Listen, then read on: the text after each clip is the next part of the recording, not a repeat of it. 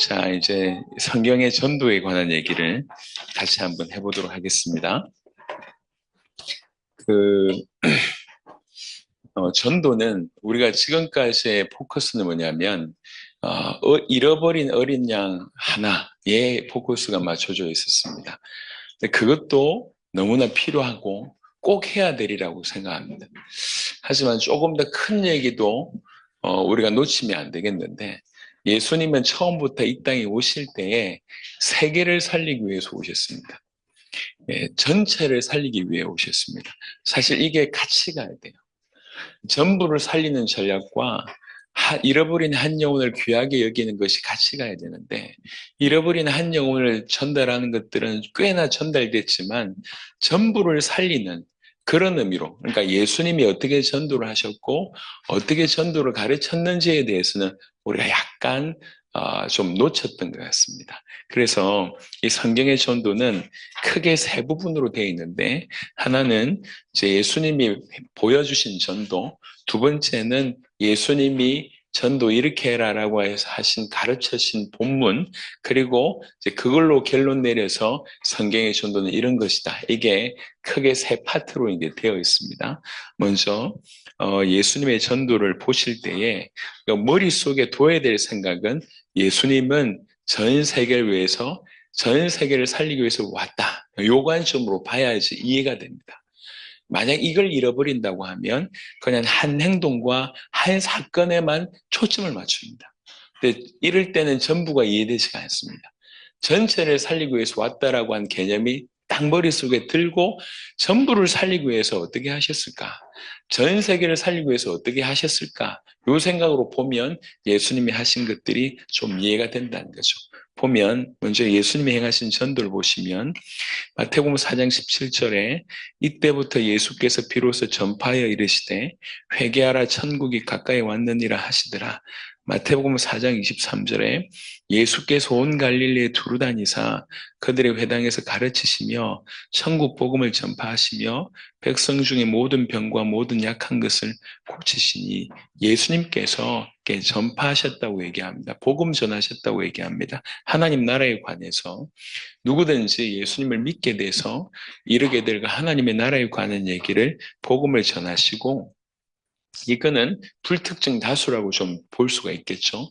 복음을 전하시면서 동시에 하신 일이 마태복음 4장 18절 22절, 그다음 요한복음 1장 43절에서 51절을 보니까 제자들을 찾고 부르십니다.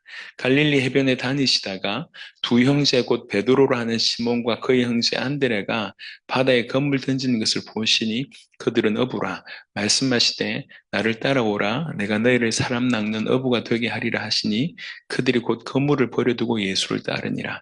거기서도 가시다가 다른 두 형제 곧 세베대 아들 야고보와 그의 형제 요한이 그의 아버지 세베대와 함께 배에서 그물 깁는 것을 보시고 부르시니 그들이 곧 배와 아버지를 버려두고 예수를 따르니라. 제자를 찾는 거죠. 우리 요번에 용감한 정예병 중에 축구를 제일 잘하는 친구 우리 감찬이라고 들었어요. 잘하더라고. 감찬아. 긴장하지 말고. 네가 우리나라의 국가대표라고, 국가대표 감독이 됐다고 쳐. 제일 먼저 뭘 할까?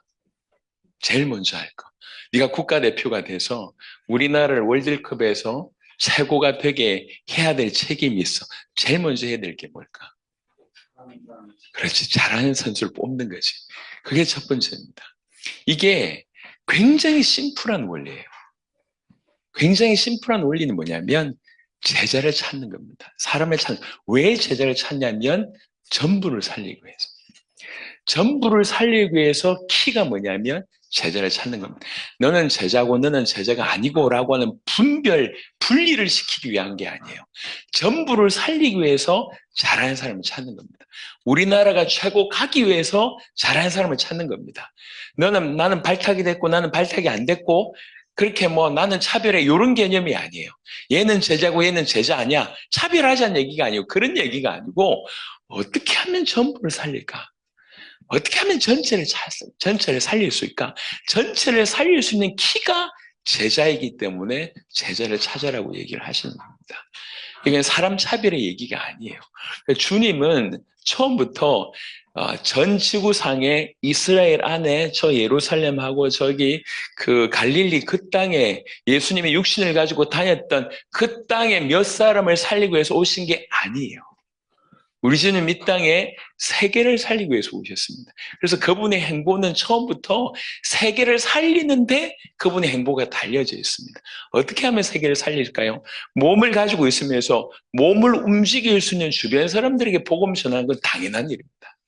하지만 처음부터 저 땅끝, 이 전부를 염두에 두고 주님의 생각은 누구에게 있냐면 땅끝까지 복음을 전할 자.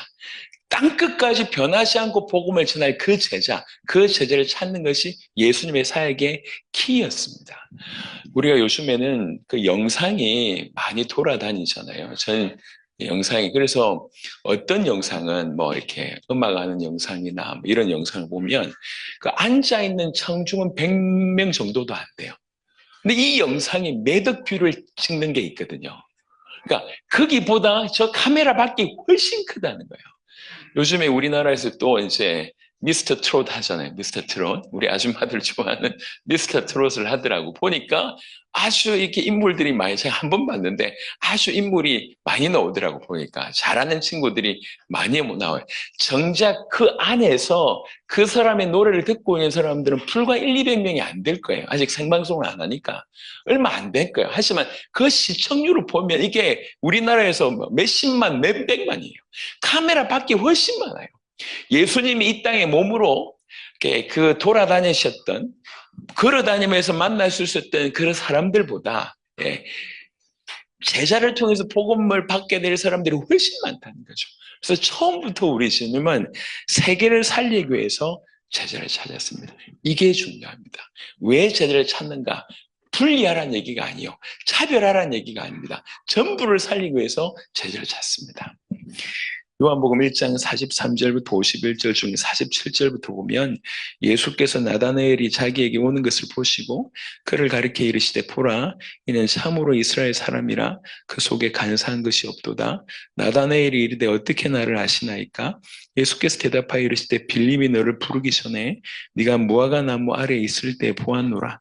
나다나엘이 대답하되 랍비여 당신은 하나님의 아들이시요 당신은 이스라엘의 임금이로소이다. 아멘. 이러면서 예수님께서 표면적으로는 그 많은 군중과 무리에게 복음을 전하는 것이었지만 이면적으로는 사실 밑에 있는 수면 아래는 이 제자를 찾고 부르시고 이 제자들이 올바로 믿게 하는 것이 더 포커스가 있었습니다. 그리고 이들에게 가르치셨죠. 그러니까 제자들을 데리고 가르치셨어요. 데리고 다니면서 이 가르침을 궁극적으로 받았던 분들은 누구냐면 무리들이 아니라 제자들이었어요. 제자들과 함께 무리들에게 가르쳤지만 이 가르침의 주된 포커스는 제자들이었습니다. 가르치시고 그리고 기적, 치유 등으로 당신이 그리스도의 시임을 계시하셨다. 예수님께서 질병을 낫게 하시고 그 다음에 기적을 일으키시고 죽은 자를 살리셨잖아요. 대상자들에게 혜택을 주는 건 당연합니다. 병 있는 자들을 병 낫게 하는 거 당연하고 귀신 들린 자들에게 그 해방을 주게 되는 게 당연하고 죽은 자들을 살려줘서 그 대상자들이 혜택을 받는 건 당연합니다. 하지만 큰 그림으로 볼 때 이 모든 것을 행한 것은 뭡니까? 예수님이 이 땅에 병 고치러 오셨습니까? 아닙니다. 예수님이 이 땅에 복음 전하러 오셨습니다. 복음 되시는 당신을 계시해 주시기 위해서 오셨습니다. 이 모든 일들을 통해서 우리 주님이 우리에게 하신 것은 뭐냐면 내가 너희가 그토록 기다리던 메시아가 아니냐. 병 고치는 걸 보면서 내가 메시아가 아니냐. 죽은 자를 살려주는 걸 보여주면서 내가 메시아다라고 그 모든 것들을 통해서 당신이 그리스도이심을 계속 계시해 주셨습니다. 특별히 누구에게요? 요 제자들에게요. 제자들에게. 이 제자들이 어떻게든 올바로 믿게 하기 위해서 그 일을 계속 하셨습니다. 누가복음 24장에 성경 한번 찾아보겠습니다. 요 구절뿐만 아니라 다른 것이 또 들어있으니까요. 누가복음 24장에 저의 관점은 저의 관점이 아니라 제가 궁금했던 거는 제자들하고 예수님이 있을 때 이렇게 드러난, 이게 지금 성경에 드러나 있는 이것은 예수님이 제자들하고 약 3년 정도의 공생애를 같이 보내셨다고 얘기할 때 그 3년 동안에 계심에서 주고받은 대화들, 아니면 예수님 직접 가르치신 내용들이 얼마나 많을까요? 그 중에 아주 일부분만 기록되어 있다는 거죠. 저는 뭐가 궁금했냐면 그때 도대체 무슨 말씀을 하셨을까? 도대체 무슨 말씀을 하셨? 저는 지금 여러분하고 이렇게 대화를 하지 않습니까? 하지만 여러분들하고 대화하는 것보다 제가 제 아이들하고 대화하는 거나 제 아내하고 대화하는 것이 훨씬 많잖아요. 여러분 잘 모르시잖아. 제가 이제 우리 용훈 장로하고 대화하는 거 여러분 잘 모르시잖아요. 요 모습만 보는 거잖아요. 저는 그게 궁금한 거예요. 사도들이, 예수님이 사도들과 끊임없이 같이 지내셨는데 사람들이 모여있을 때 하신 말씀 말고 사람들이 다 갔을 때 제자들하고 무슨 얘기 하셨을까? 도대체 그들에게 뭐 전해주셨을까? 이게 항상 궁금했어요. 근데 저는 이제 힌트를 좀 얻게 됐습니다. 누가복음 24장에 44절부터 보겠습니다. 44절에 또 이르시되 내가 너희와 함께 있을 때에 너희에게 말한 바, 함께 있을 때 늘 얘기하신 겁니다. 뭘요? 곧 모세의 율법과 선지자의 글과 시편의 나를 가르쳐 기록된 모든 것이 이루어져야 하리라 한 말이 이것이라 하시고, 모세의 율법과 선지자의 글과 시편은 구약을 얘기하는 것입니다. 구약을 통해서 여기에 이렇게 기록되어 있잖아. 이게 나에 대한 기록이고 이것이 이렇게 이루어질 거야 라고 얘기했잖아. 그게 이 말이다 라고 얘기하는 겁니다. 그러니까 여러분, 사도들이 예수님과 함께 있을 때 딴 게 아니라 성경을 통해서 예수님께서 당신이 그리스도이심을 풀어내셨다는 거예요. 성경을 통해서. 이에 그들의 마음을 열어 다시 성경을 깨닫게 하시고, 평상시에 사도들과 함께 있을 때 이렇게 하셨다고 볼 수 있고요. 누가복음 24장에 25절에 보면 엠마오 마을로 가는 그 두 제자에게 예수님께서 나타나십니다. 그러면서 이르시되 미련하고 선지자들이 말한 모든 것을 마음에 더디 믿는 자들이여, 그리스도가 이런 고난을 받고 자기의 영광에 들어가야 할 것이 아니냐 하시고, 이에 모세와 모든 선지자의 글로 시작하여 모든 성경에 쓴 바 자기에 관한 것을 자세히 설명하십니다. 여기는 아주 짧은 시간에 길 걸어가면서 몇 시간 동안에 집중적으로 이 일을 하셨다고 하면, 44절에는 우리가 알 수 있는 게 뭐냐면 이런 내용을 예수님의 12제자와 평상시에 성경을 깨닫게 하셨다는 거예요. 왜 이렇게 볼 수가 있냐면, 사도행전 1장을 딱 넘어가면 그 무식했던 베드로가 저 구약의 구석에 있는 성경 구절을 끄집어내서 한다는 말이, 우리가 12명이 있었는데 한 명이 없어졌잖아. 한 명을 채워야 되는데 성경에 이렇게 기록돼 있어. 이게 이 말이야 라고 얘기하는 거예요. 여러분, 사도행전 4장에 사도들이 베드로가 천하인간의 구원 얻을 만한 다른 이름 우리에게 주신 일이 없다 라고 얘기할 때에 그 말을 듣던 공회 회원들이 뭐라고 얘기했냐면, 야, 쟤네들 원래 학문이 없는 친구들인데 학문이 없는데 어떻게 저렇게 얘기하지? 라고 놀랬다는 거죠. 그러니까 원래 성경의 깊이가 없다, 성경에 대한 지식이 없다고 공의의 사람들도 알고 있을 정도의 수준이었는데, 사도행전을 보면 어디서 이런 구절을 찾아냈는지 기가 막히게 이 구절을 해석합니다. 사도행전 4장에도 핍박받고 와서 엎드려 기도할 때도 성경의 시편을 딱 끄집어 와서 하나님 과연 이 말대로 됐네요, 우리가 계속 복음 전하게 해주세요 라고 기도하면서 기도할 때에 땅이 진동되는 일이 있잖아요. 성령께서 감동해서 갑자기 생각난 게 아니다라고 볼 수가 있습니다. 이미 예수님과 함께 있을 때 예수님을 통해서 성경을 깨닫게 하는 일들이 그들이 있었지 않냐. 지금 엠마오 말로 가는 그 두 제자에게 짧게 했다고 하면 예수님이 평상시에 있을 때 사도들에게 성경을 깨닫게 한 일들을 했구나, 44절이 그 증거이구나라고 볼 수가 있습니다.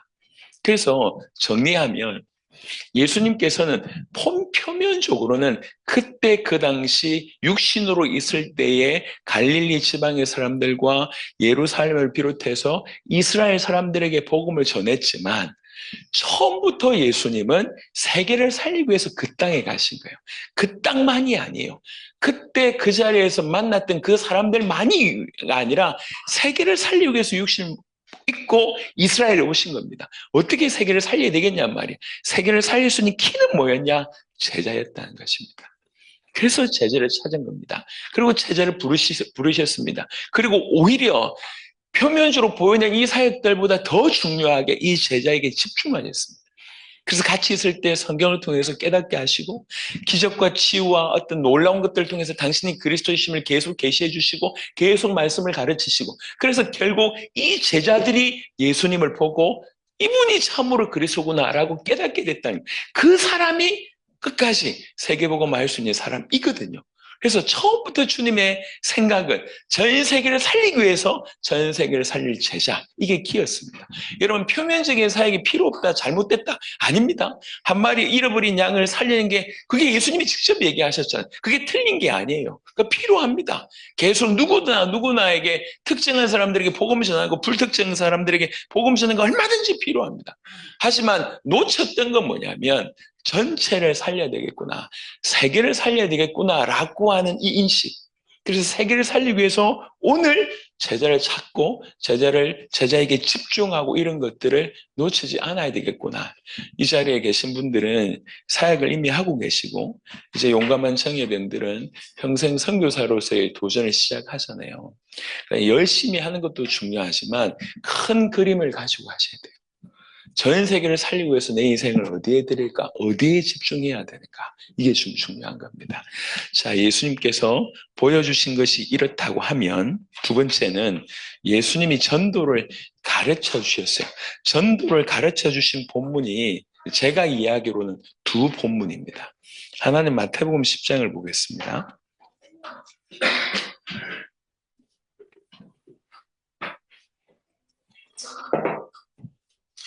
마태복음 10장 2절부터 보겠습니다. 그래도 이제 시간이 있으니까 두 번째 이 시간 12시에 마칠 겁니다. 예, 12시에 마칠 거니까 그래서 30분이 갔어요. 30분만 참으시기 바랍니다. 10장 2절부터 열두 사도의 이름은 이러하니 베드로라는 시몬을 비롯하여 그의 형제 안드레와 세베대 아들 야고보와 그의 형제 요한, 빌립과 바돌로메, 도마와 세리마테, 알페오의 아들 야고보와 다데오, 가나나인 시몬 및 가룟 유다 곧 예수를 판 자라. 예수께서 이 12를 내보내시며 명하여 이르시되 이방인의 길로도 가지 말고 사마리아인의 고을에도 들어가지 말고 오히려 이스라엘 집에 잃어버린 양에게로 가라. 가면서 전파하여 말하되 천국이 가까이 왔다 하고 병든 자를 고치며 죽은 자를 살리며 나병한 자를 깨끗하게 하며 귀신을 쫓아내던 너희가 거저받았으니 거저주라. 너희 전대에 금이나 은이나 동을 가지지 말고 여행을 위하여 배낭이나 두벌옷이나 신이나 지팡이를 가지지 말라. 이는 일꾼이 자기의 먹을 것 받는 것이 마땅함이라. 어떤 성이나 마을에 들어가든지 그 중에 합당한 자를 찾아내어 너희가 떠나기까지 거기서 머물라. 또 그 집에 들어가면서 평안하기를 빌라. 그 집이 이에 합당하면 너희 빈 평안이 거기에 임할 것이요 만일 합당하지 아니하면 그 평안이 너희에게 돌아올 것이니라. 누구든지 너희를 영접하지도 아니하고 너희 말을 듣지도 아니하거든 그 집이나 성에서 나가 너희 발에 먼지를 떨어버리라. 내가 진실로 너희에게 이르노니 심판날에 소돔과 고모라 땅이 그 성보다 견디기 쉬우리라. 아멘. 12명을 보내는 겁니다. 12명을 보냈는데 앞서 보내세요. 둘씩 앞서 이제 보내시는 그런 장면입니다. 그러면서 이렇게 해라 라고 얘기한 겁니다. 전도 이렇게 해 라고 얘기합니다. 여러분, 목적이요, 한두 명을 구원하기 위해서 보낸 게 아니고 그 다음에 그냥 교회당 하나 세우기 위해서 보낸 게 아닙니다. 예수님이 12제자를 보낼 때. 그죠? 그 마을 전부를 살리라고 보낸 겁니다. 그게 12명의 어떤 그 받은 사명이에요. 그러니까 어떻게 해야 되겠냐? 구체적으로 나와 있습니다. 자, 누가복음 10장을 읽고 두 가지를 왔다 갔다 하면서 좀 설명드리겠습니다. 누가복음 10장에는 70인 제자들에게 보내는 메시지입니다. 그러니까 마태복음 10장은 12명을 보내면서 하는 얘기고 여기는 70명을 보내면서 하는 얘기예요. 누가복음 10장 1절부터 보면 그 후에 주께서 따로 70인을 세우사 친히 가시려는 각 동네와 각 지역으로 둘씩 앞서 보내시며, 그러니까 35군데를 보낸 거예요. 둘씩 앞서 보냈대요. 보내시며 이르시되 추수할 것은 많되 일꾼이 적으니 그러므로 추수하는 주인에게 청하여 추수할 일꾼들을 보내주소서 하라. 갈지어다 내가 너희를 보냄이 어린 양을 이리 가운데로 보냄과 같도다. 전대나 배낭이나 신발을 가지지 말며 길에서 아무에게도 무난하지 말며 어느 집에 들어가든지 먼저 말하되 이 집이 평안할지어다 하라. 만일 평안을 받을 사람이 거기 있으면 너의 평안이 그에게 머물 것이요 그렇지 않으면 너에게 돌아오리라. 그 집에 유하며 주는 것을 먹고 마시라. 일꾼이 그 싹을 받는 것이 마땅하니라. 이 집에서 저 집으로 옮기지 말라. 어느 동네에 들어가든지 너희를 영접하거든 너희 앞에 차려놓은 것을 먹고. 자, 10장 2절부터 7절까지를 봅시다. 둘씩 내보냈어요. 핵심이 전대나 배낭이나 신발을 가지지 말고 길에서 아무에게도 무난하지 말고, 이것도 중요한 말이지만 이게 핵심이 아닙니다. 예. 이 전도하는데 이게 핵심이 아니라고요. 핵심이 또 뭐겠습니까? 예, 보면 5절 6절을 보니까 어느 집에 들어가든지 먼저 말하되 이 집이 평안할지어다. 만일 평안을 받을 사람이 거기 있으면 너희의 평안이 그에게 머물 것이요. 다짜고짜 문 똑똑 두드리면서 평안하냐 물어보래요. 평안하냐, 평안하냐, 뭐 이스라엘 말로 그게 뭐죠? 샬롬, 인사말이에요. 안녕하세요, 평안하세요. 문 두들기고 평안하세요라고 얘기하는데 평안을 받을 사람이 있다는 거예요. 설명이 필요 없어요. 평안을 받을 사람이 있대요. 그 평안을 받을 사람이 이 땅을 살릴 사람이에요. 그 평안을 받을 사람이 있으면 그 집에 유해서 그 집에 유하며 주는 것을 먹고 마시라. 이 집에서 저 집으로 옮기지 말라. 무슨 말입니까? 그 집에 집중하라는 거예요.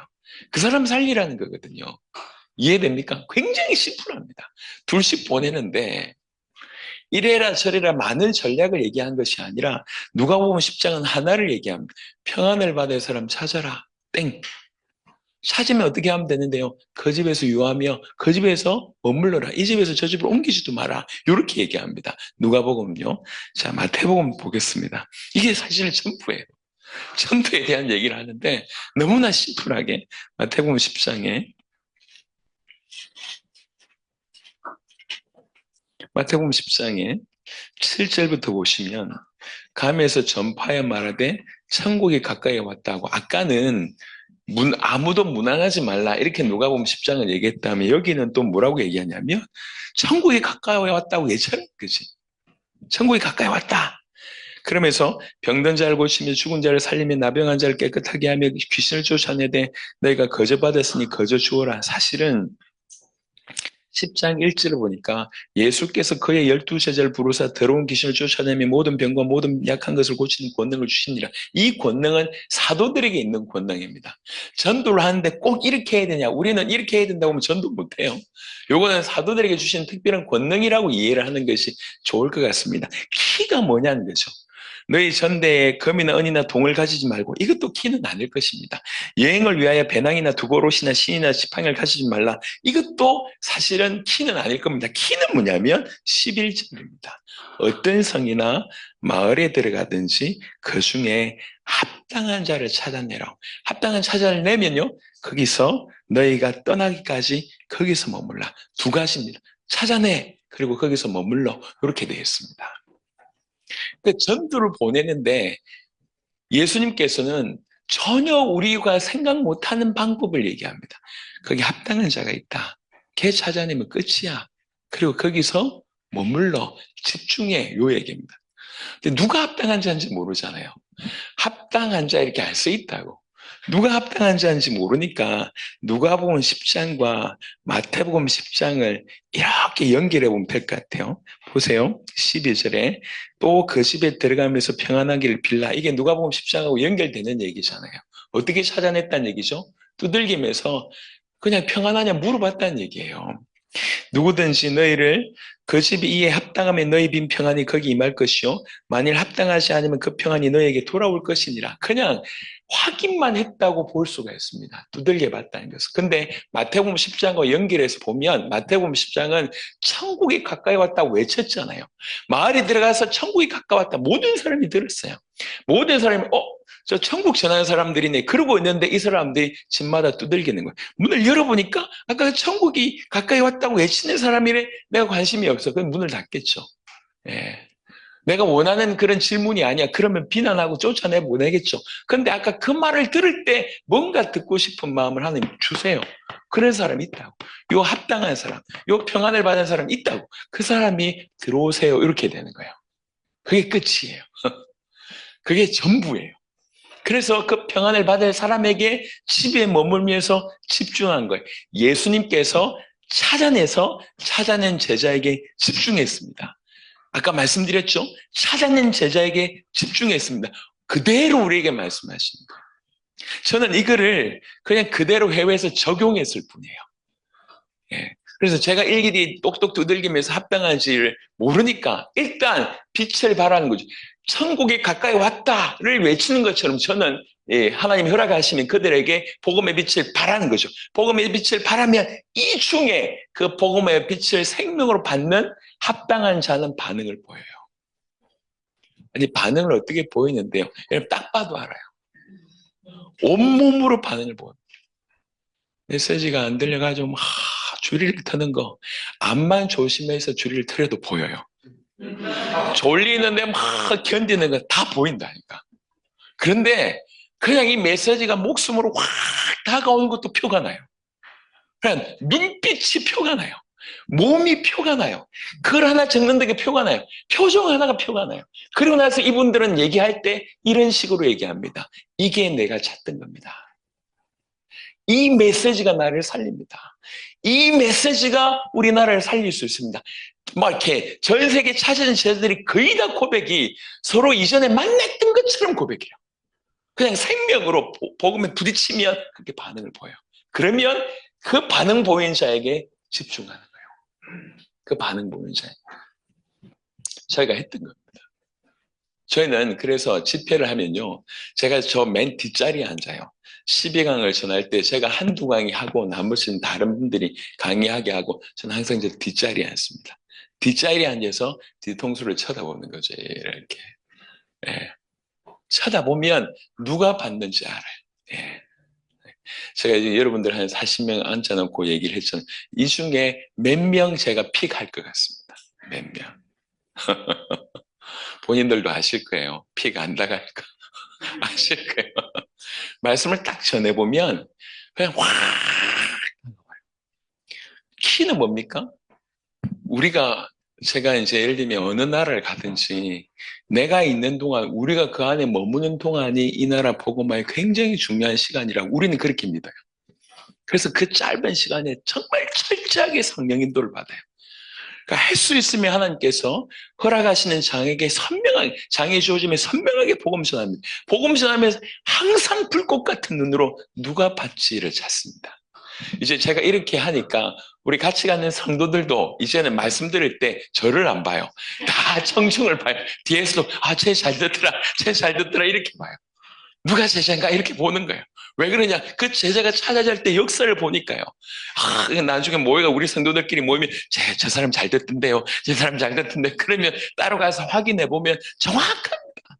합당한 자. 그러면 그 합당한 자 찾아지면 그 사람에게 집중하는 거예요. 우리는 보통 이게 전도를 이렇게 내보내면 우리는 뭘 고민 많이 하냐면 무슨 메시지를 할까? 누구에게 갈까? 이게 가장 많은 고민이잖아요. 예수님이 그 고민을 없애버렸어요. 그냥 모든 자에게 빛을 비추라는 거예요. 다 확인해 보라는 거죠. 그 중에 복음의 반응 보이는 자들이 있다는 거죠. 그래서 사실 이 제자를 찾는 의미에서 성경의 전도는 가장 유사한 것은 숨바꼭질, 보물찾기인 것 같습니다. 보물찾기는 기본적으로 보물이 있다 하고 시작하잖아요. 앞만 뒤져봐도 없는데 있다는 거지. 그러니까 계속 뒤지는 거잖아요. 계속 뒤지다가 찾거든. 보물이 없으면 있을 수도 있고 없을 수도 있고 라고 얘기하면 한두 개 뒤져보다가 안 찾습니다. 근데 보물 찾기를 열심히 하는 이유는 뭐냐면 있다는 거지. 숨겨놨다는 거지. 그러니까 계속 뒤지는 거예요. 계속.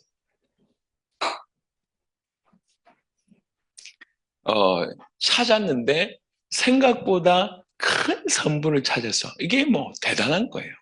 예. 학생들이 보물을 찾았는데 찾아보니까 열어보니까 쪽지를 열어보니까 그 쪽지 하나에 뭐가 적혀 있냐면 50만 원 이렇게 적혀 있어요. 할렐루야. 난리, 보물 찾게 했는데 쪽지 50만 원 난리 날 거 아니에요. 현이 그랬지. 현이가 그런 경험이 있어요. 50만 원. 엄청난 거거든. 이게 뭐 이필막이지. 이렇게. 깜짝 놀라는 거지. 그러니까 숨겨뒀대. 내 안에 100개가 있대. 그러면 사람들이 있다는 걸 아니까 계속 뒤지는 거예요. 제자 찾는 거는 그렇습니다. 예, 분명히 있다라고 하는 생각을 하면 모든 이에게 빛을 비춰보는 거예요. 반응을 보여요. 그래서 그러니까 가능하면 심플하게 이해시키기 위해서 말씀을 드립니다. 예수님이 행하신 걸 보면 그때 그 시대에 이스라엘 땅에 몇몇 사람들을 건지려고 오신 게 아니다. 모두를 살리기 위해서 오셨다. 전 세계를 살리기 위해서 그분은 어떻게 하셨는가? 전 세계를 살리기 위해서 제자를 찾았고 이 제자가 자기가 십자가 지고 부활하시고 승천하신 외에도 죽을 때까지 땅끝까지 복음 전할 수 있는 농도로 복음 받을 수 있도록 찾고 집중하신 거예요. 계속 가르치시고 당신이 그리스도이심을 데리고 다니면서 기적을 통해서 죽은 자를 살림을 통해서 질병 치유를 통해서 이렇게 귀신 쫓아내지는 걸 통해서 계속 확인케 하십니다. 네, 이렇게 집중하셨습니다. 그게 예수님의 사역이었고 마태복음 10장도 누가복음 10장도 전도학을 얘기하시는데 엄청난 내용의 전도학이 아니에요. 너무 심플해요. 합당한 자 있어? 찾아. 평안을 받을 사람이 있어? 찾아. 어떻게 찾는데요? 확인해봐. 이게 전부예요. 다 두들겨봐. 핸드폰에 수백 명의 사람들이 있을 겁니다. 이 안에 있습니다. 그러면 확인하면 돼요. 모든 사람들에게 어떻게든지 복음이 전해지게 해보면 이 안에 있습니다. 대학을 갔을 때 이 대학 내에 분명히 제자 있다 그러면 어떻게든 그 제자 찾을 수 있도록 확인하는 작업을 하는 겁니다. 예. 그래서 저희가 이제 감사하게 요거 그대로 해외에서 옮겼을 뿐입니다. 이걸 어떻게 구체적으로 구현할 수 있을까 했을 때 저한테 샘플링이 됐던 게 사도행전 16장, 17장, 18장입니다. 바울이 루디아를 만나고 바울이 야손을 만나고 바울이 브리스가 부부를 만나고 제자를 찾는 장면들이 나옵니다. 예. 그 제자를 찾는 장면을 통해서 찾아진 제자들에게 또 집중하죠. 실제로 다 그 집에 유했잖아요. 예, 바울이 루디아 집에 유하고 야손의 집에 들였도다 얘기하고 사도행전 18장에 브리스가 부부와 같이 살았다고 얘기를 하고 있잖아요. 집중을 한 거죠. 예. 그래서 이 두 가지를 정리해서 성경의 전도를 얘기한다면 두 가지입니다. 하나는 제자를 찾는 것이고 하나는 그 제자에게 집중하는 건데 집중이 그냥 집중이 아니라 끊임없이 예수님을 믿을 수 있도록 집중시키는데 예수님을 믿을 수 있도록 하는 방법이 예수님처럼 끊임없이 예수가 그리스도이심을 정언해 주는 거예요. 누가복음 24장에 25절부터 27절, 44절의 말씀처럼 집중하면서 끊임없이 예수가 그리스도라고 성경을 통해서 정언해 주는 것이 최고의 집중이다. 그래서 성경의 전도는 굳이 뭐 원리라고 하는 표현을 하지 않지만 굳이 얘기하자면 첫 번째는 이 계시를 받는 자, 나름 합당한 자, 아니면 평안을 받을 자, 아니면 제자, 아니면 예비된 율꾼 어떤 표현으로든 괜찮습니다. 이 사람 찾는 겁니다. 계시를 받는 자. 두 번째는 그 찾은 계시를 받는 그 자에게 끊임없이 복음을 알려주는 거죠. 복음을 정언해 주는 겁니다. 그래서 성경에 보면 예수가 그리스도라고 하는 정언의 내용이 쭉 있습니다. 세례 요한이 나타나서 한 게 뭡니까? 그리스도를 정언합니다. 요한복음 1장 7절 8절 그가 정언하러 왔으니 곧 빛에 대하여 정언하고 모든 사람이 자기로 말미암아 믿게 하려 함이라. 그는 이 빛이 아니요 이 빛에 대하여 정언하러 온 자라. 15절에 요한이 그에 대하여 정언하여 외쳐 이르되 내가 전에 말하기를 내 뒤에 오시는 이가 나보다 앞선 것은 나보다 먼저 계심이라 한 것이 이 사람을 가리킴이라. 요 1장 32절 요한이 또 증언하여 이르되 내가 보매 성령이 비둘기같이 하늘부터 내려와서 그의 위에 머물렀더라. 34절에 내가 보고 그가 하나님의 아들이심을 증언하였노라 하니라. 여러분 이제 용감한 정예병들한테 부탁을 드립니다. 여러분 태국에 가든지 어디를 가든지 간에 뭔가 행사를 할 거 아니에요. 사역을 할 거 아닙니까? 그거 다 하세요. 다 하되 염두를 이 땅을 살릴 수 있는 사람이 누굴까? 어떻게 그를 찾을까? 어떻게 그를 도울까? 이게 가장 중요합니다. 1년을 사역하고 2년을 사역하도 그 안에 그런 제자 한두 명만 찾고 나와도 그 제자가 그들을 살립니다. 그러니까 이제 열심히 하는 것도 중요하지만 나를 왜 부르셨고 나는 뭘 해야 되는가 이게 중요한 거죠. 그래서 저희가 이런 나라 사역들을 보여줬잖아요. 여러분 제가 쿠바에 아놀드 목사님과 함께 했던 총 날을 다 합쳐봐도 글쎄요 3개월이 될까요? 한 일주일 만나고 오고 또 가서 한 일주일 만나고 오고 한 2주 만나고 오고 그렇게 7, 8번 만난 게 전부입니다. 그게 전부예요. 길게 있었던 게 아니에요. 제자를 찾고 집중한 시간이 그렇게 오래지 않았습니다. 로저 목사님하고 제가 이렇게 함께 앉아가지고 깊이 대화하고 같이 사역하는 총 날수를 다 합쳐도 글쎄요 한 2달 될까요? 길지 않다고. 길지 않아요. 그냥 만나서 찾아서 그들에게 집중을 하면 빠져나오고 나서 그들이 계속 이 복음이 그들에게 전해지면 계속 살리는 일들이 벌어집니다. 요한복음 4장 39절에 사마리아인이 복음을 듣고 여자의 말이 내가 행한 모든 것을 그가 내게 말하였다 증언하므로 그 동네 중에 많은 사람이 사마리아인이 예수를 믿는지라 계속 증언하는 일이 벌어집니다. 사도 요한이 요한복음 21장 24절에 이 일들을 증언하고 이 일들을 기록한 제자가 이 사람이라 우리는 그의 증언이 참된 줄 아노라. 증언이라 함은 증인이 참된 것을 자기가 보고 경험한 것을 말하는 것을 증언이라고 그러잖아요. 복음 받은 우리가 그렇게 예수님을 그리스도라고 성경을 통해서 증언하는 겁니다.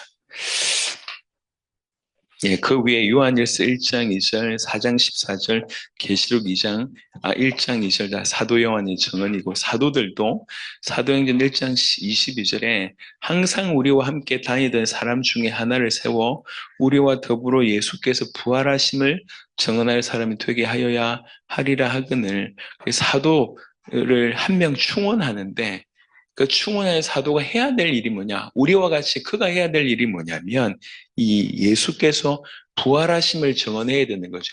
예수께서 부활하셨다고 하는 것은 무슨 말입니까? 예수께서 하나님의 아들이고 그리스도라고 하는 뜻입니다. 그것을 증언해야 된다고 얘기하는 거죠. 4장 33절에 사도들이 큰 권능으로 주 예수의 부활을 증언하니 우리가 큰 은혜를 받아 바울입니다. 사도행전 9장 22절에 사울은 힘을 더 얻어 예수를 그리스도라 증언하여 다메섹에 사는 유대인들을 당혹하게 하니라. 17장 3절에 뜻을 풀어 그리스도가 해를 받고 죽은 자 가운데서 다시 살아날 것을 증언하고 이르되 내가 너에게 전한 이 예수가 곧 그리스도라 하니 18장 5절에 실라와 디모데가 마게도냐로부터 내려오매 바울이 하나님의 말씀에 붙잡혀 유대인들에게 예수는 그리스도라고 밝히 증언하니 사도행전 20장 24절에 내가 달려갈 길과 주 예수께 받은 사명 곧 하나님의 은혜의 복음을 증언하는 일을 마치려 하면은 나의 생명조차 조금 더 귀한 것으로 여기지 아니하노라. 23장 11절 그날 밤에 주께서 바울 곁에 서서 이르시되 담대하라 네가 예루살렘에서 나의 일을 증언한 것 같이 로마에서도 증언하여야 하리라 하시니 디모데후서 1장 8절 그러므로 너는 내가 우리 주를 증언함과 또는 주를 위하여 갇힌 자 된 나를 부끄러워하지 말고 오직 하나님 능력을 따라 복음과 함께 고난을 받으라. 저도 이렇게 준비하면서 이렇게 증언이라고 하는 표현이 많은지 몰랐어요. 복음의 정인된 자가 이렇게 많이 증언하고 있구나라고 하는 것들이 정리하면서 알게 됐습니다. 여러분, 우리가 구원을 받았지만 여전히 우리는 죄 아래에 있잖아요. 결심이 있지만 계속 죄 아래로 끌려 들어가는 걸 우리가 많이 보게 됩니다. 복음의 빛이 계속 비추어질 때 더욱 복음으로 우리가 성장하게 되는 거죠. 제자가 처음에 감동받고 충격받지만 이 제자가 끝까지 가기 위해서는 제자가 많이 힘을 얻어야 됩니다. 그래서 계속 찾아진 제자에게 집중해서 예수가 그리스도의 되심을 증언하는 거죠. 또 이 증언의 삶이 제자들뿐만 아니라 제자들과 함께 저 복음을 받아야 될 자들, 이미 복음을 받은 자들에게도 증언의 삶이 계속되어지는 겁니다. 바볼로 사도행전 18장 28절에 이는 성경으로서 예수는 그리스도라고 증언하여 공중 앞에서 힘있게 유대인의 말을 이기미러라. 성경 자체가 얘기합니다. 요한복음 5장 39절에 너희가 성경에서 영생을 얻는 줄 생각하고 성경을 연구하거니와 이 성경이 곧 내게 대하여 증언하는 것이니라. 성경을 통해서 우리가 영생을 얻습니다. 영생을 얻는 방법을 성경이 제공합니다. 그게 뭡니까? 믿어서 영생을 얻습니다. 뭘 믿어서요? 예수님을 믿어서 영생을 얻습니다. 그래서 진실로 영생을 얻으려고 하면 성경이 증언하는 바 나를 믿어야 된다고 지금 요한복음 5장 39절은 얘기하고 있습니다. 성경이 나에 대한 증언이라고 얘기합니다. 그러니까 성경 들고 예수님을 증언해야 된다는 거죠. 성경 들고 예수가 그리스도라고 증언할 때에 살아납니다. 그래서 누가복음 24장을 읽었던 그 후반을 약간 보겠습니다. 여러분 다 아시는 내용이지만 누가복음 24장에 아까 예수님께서 27절에 이에 모세와 모든 선지자의 글로 시작하여 모든 성경에 쓴 바 자기에 관한 것을 자세히 설명하시니라 이렇게 돼 있잖아요. 그리고 나서 예수님을 자기 집으로 이제 초청했어요. 그리고 30절에 보니까 이렇게 성찬식을 하죠. 이때 이들의 눈이 확 밝아집니다. 31절에 그들의 눈이 밝아져 그인 줄 알아보더니 예수는 그들에게 보이지 아니하시는지 이래놓고 서로 간증을 하기를 그들이 서로 말하되 길에서 우리에게 말씀하시고 우리에게 성경을 풀어주실 때에 우리 속에서 마음이 뜨겁지 아니하더냐라고 얘기합니다. 예수님을 성경을 통해서 예수님을 그리스도라고 증언하는 것이 딴 게 아니고 이게 성경을 풀어내는 겁니다. 이 성경이 풀어질 때에 이 합당한 자, 이 준비된 제자들은 그 마음이 뜨거워지게 되는 거죠. 성장하게 되는 겁니다. 힘을 얻게 되는 겁니다. 그래서 뭐라고 얘기하냐면 33절에 이미 해가 졌어요. 해가 졌다. 그런데 곧 그때로 일어나 예루살렘으로 다시 돌아갑니다. 예, 회복했다는 거예요. 다시 돌아갑니다. 예. 그러니까 제자에게 복음으로 집중해서 예수가 그리스도라고 증언할 때 가장 빨리 성장한다고 우리가 이해할 수 있겠습니다. 계시록 22장 16절에 나 예수는 교회들을 위하여 내 사자를 보내어 이것들 너에게 증언하게 하였노라. 나는 다윗의 뿌리요 자손이니 곧 광명한 새벽별이라 하시더라. 우리 아프리카에 제자 한 분이 있습니다. 아프리카 사람들이 유럽에도 굉장히 많이 가 있거든요. 사실은 거의 연결돼 있잖아요. 유럽에서 신학을 한 10년 했던 분이 똑똑한 분입니다. 그리고 이제 아프리카 자기 고향에 돌아와서 여러 집회들과 되는 걸 보면서 너무 마음이 안타까움이 있어요. 그래서 항상 얘기했대요. 이건 아니다. 이렇게 하는 건 아닌 것 같다. 이것도 아닌 것 같다. 이것도 아니야. 이 사람이 하는 말이 자기가 이제 유럽에 가서 신학을 공부하고 자기 나름대로 하나님 앞에 깊이 서보고 자기 고향 아프리카에 돌아와서 진행되는 걸 보니까 이게 복음이 아니야. 복음이 아니야. 이거 뭔가 성경이 아니야. 아닌 것 같아. 그래서 계속 아니라고 하니까 그 주변에 있는 지인들이 계속 얘기하는 그래? 그럼 뭐가 맞는데? 네가 그렇게 아니라고 하는데 뭐가 맞는데? 그때 이분이 한 말이에요. 한 말. 아니라고 하는 것은 내가 알겠다.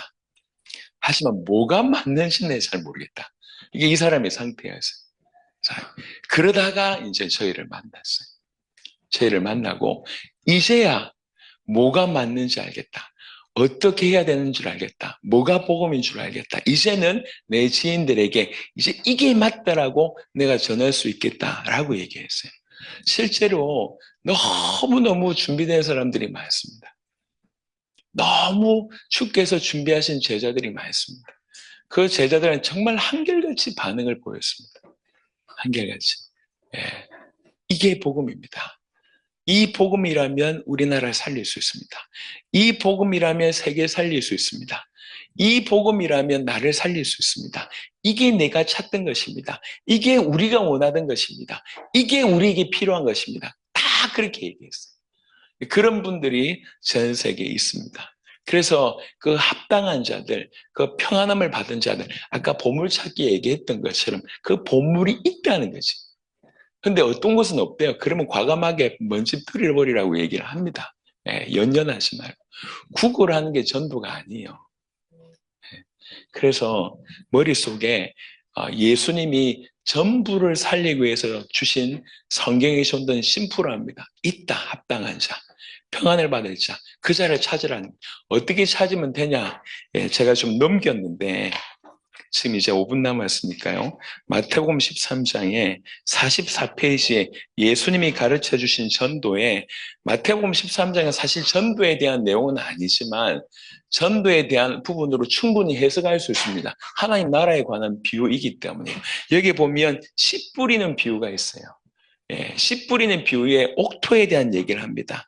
13장 8절에 들어는 좋은 땅에 들으심에 어떤 것은 100배, 어떤 것은 60배, 어떤 것은 30배의 결실하였느니라. 23절에 좋은 땅에 뿌려졌다는 것은 말씀을 듣고 깨닫는 자니라고 설명합니다. 결실하여 어떤 것은 100배, 어떤 것은 60배, 어떤 것은 30배가 되느니라 하시더라. 성경의 전도는 옥토를 찾는 겁니다. 누가 옥토인지 모르잖아요. 그래서 뭐합니까? 씨를 뿌려봐야 알아요. 복음 전해봐야 압니다. 옥토인지 그렇지 않은지. 선명하게든 좀 덜 선명하게든 복음이 전해져 보면 반응이 보입니다. 예. 옥토 찾는 게 전도입니다. 근데 그 제자는 어느 정도 영향이 있냐면 자그마한 겨자씨처럼 너무 작아 보이지만 나중에는 나무가 커서 나무가 돼서 공중의 사들이 와서 깃들여질 만큼입니다. 그 제자가 그렇게 된다는 것이고 제자가 그런 가치라는 것이고 누룩처럼 작은 영향을 가지고 있지만 전부를 부풀게 한다는 거예요. 왜 제자를 찾아야 됩니까? 이 원리입니다. 마태복음 13장 44절에 천국은 마치 밭에 감추인 보화와 같으니 사람이 이를 발견한 후 숨겨두고 기뻐하며 돌아가서 자기의 소유를 다 팔아 그 밭을 사느니라. 이게 하나님 나라의 비유지만 사실은 제자에 대해서도 충분히 가치가 있습니다. 너무 귀하다는 걸 아니까. 여러분 그 밭에 보화를 찾게 되면 이 보화는 누구 거냐면 그 밭주인 거예요. 보통은 소장농이 땅을 빌려서 경작하는 경우가 많잖아요. 소장농이 하다 보니까 그 보화가 발견돼서 엄청난 보화예요. 이 보화를 법적으로 얻기 위해서 뭐 해야 됩니까? 땅을 사야 되는 거잖아요. 가지고 있는 모든 재산을 팔아서 주인을 설득합니다. 그래서 땅을 삽니다. 그 땅 안에 뭐가 있습니까? 보화를 찾는 거죠.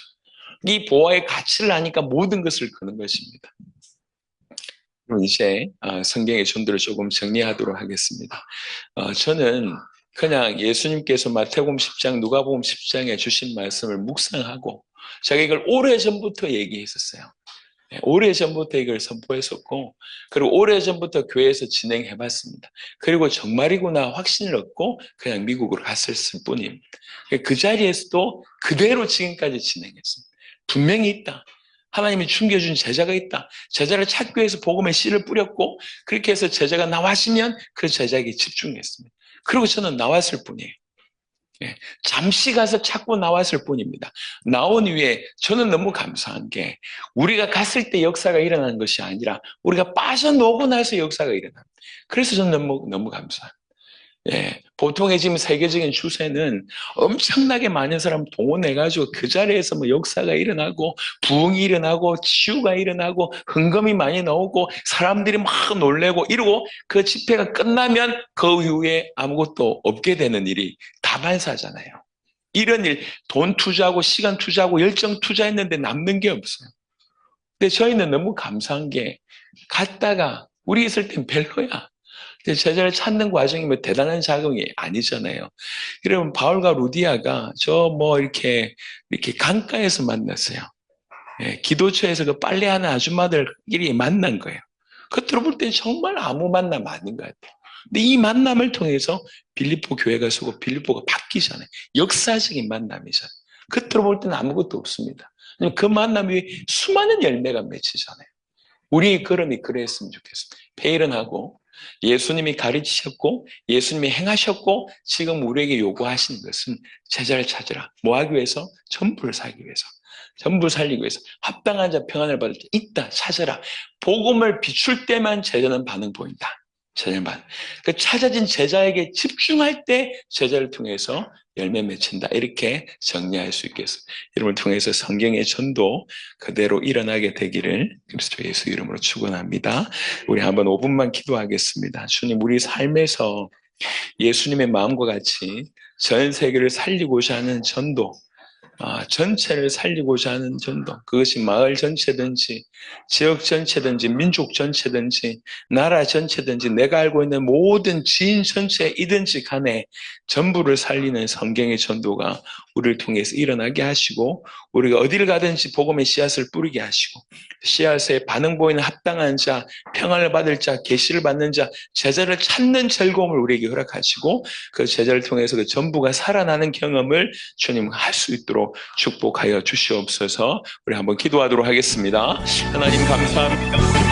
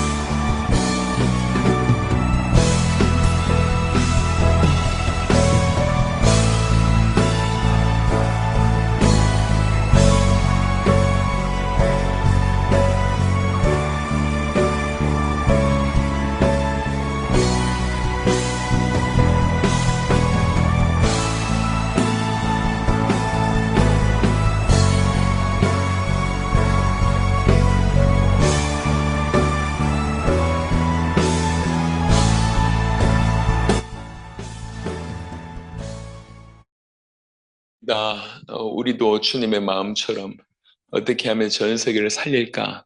어떻게 하면 내 지역을 살릴까? 어떻게 내가 알고 있는 모든 사람들을 살릴까에 주님과 같은 마음을 품게 하시고 그 전부를 살리기 위해서 주께서 합당한 자를 숨겨 놓으셨다고 하는 사실을 믿게 하여 주옵시고 씨를 뿌려서 그 합당한 자를 찾는 선한 도전하게 하시고 찾아진 합당한 자에게 성경을 통해서 예수가 그리스도 되심을 증언하고 집중하게 하셔서 그들 통해서 살아난 것을 우리 모두가 경험할 수 있도록 하나님 역사하여 주옵소서. 이 자리에 모인 분들이 그런 마음을 품고 삶을 통해서 이 일을 옮겨낼 때에 우리 주님이 선하게 역사하실 줄 믿습니다. 주님, 우리 수준으로 전도를 생각하지 않게 하시고 내 경험으로 이 놀라운 세계복음화 성경의 전도를 재단하지 않게 하시고 정말 불신앙을 버리고 성경이 가르쳐 주신 대로 예수님이 가르쳐 주신 대로 그대로 실천해 보게 하시고 그럴 때 하나님께서 우리에게 놀랄만한 전고와 응답을 허락하심을 우리 모두가 경험하게 하시옵소서. 감사를 드리고 살아계신 우리 주 예수 그리스도 이름으로 기도드렸습니다. 아멘. 감사합니다.